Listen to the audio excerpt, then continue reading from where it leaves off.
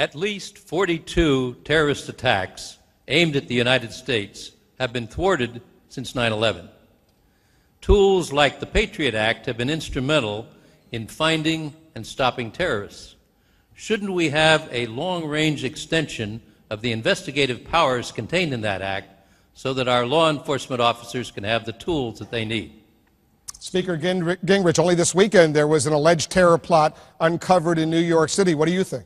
Well, I think that Attorney General Meese has raised a key point, and the key distinction for the American people to recognize is the difference between national security requirements and criminal law requirements.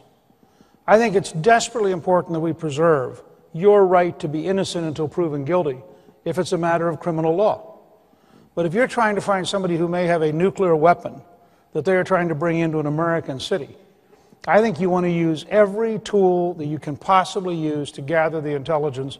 The Patriot Act has clearly been a key part of that, and I think looking at it carefully and extending it and building an honest understanding that all of us will be in danger for the rest of our lives. This is not going to end in the short run, and we need to be prepared to protect ourselves from those who, if they could, would not just kill us individually, but would take out entire cities. So, Speaker, just to clarify, you wouldn't change the Patriot Act? No, I would not change it. I'm not aware of any specific change it needs, and I'd look at strengthening it because I think the dangers are literally that great. And again, I spent years studying this stuff. You start thinking about one nuclear weapon in one American city and the scale of loss of life, and you ask yourself, what should the president be capable of doing to stop that?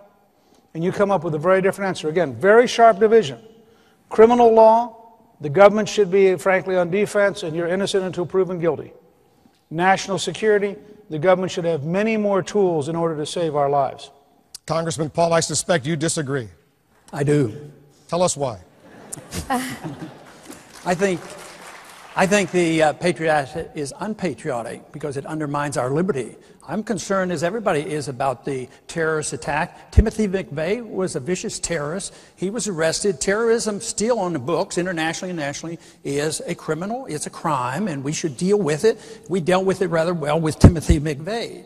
But why I really fear it is we have drifted into a condition that we were warned against because our early founders were very clear. They said, don't be willing to sacrifice liberty for security. Today, it seems too easy that our government and our Congresses are so willing to give up our liberties for our security. I have a personal belief that you never have to give up liberty for security. You can still provide security without sacrificing our Bill of Rights.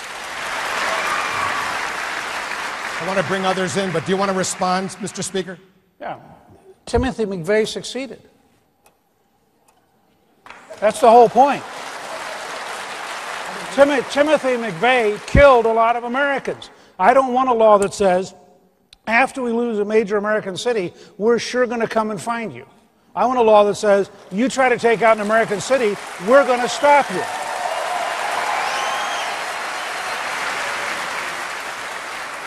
This is like saying that we need a policeman in every house, a camera in every house, because we want to prevent child beating and wife beating. You can prevent crimes by becoming a police state. So if you advocate the police state, yes, you can have safety and security, and you might prevent a crime, but the crime then will be against the American people and against our freedoms, and we will throw out so much of what our revolution was fought for. So don't do it so carelessly.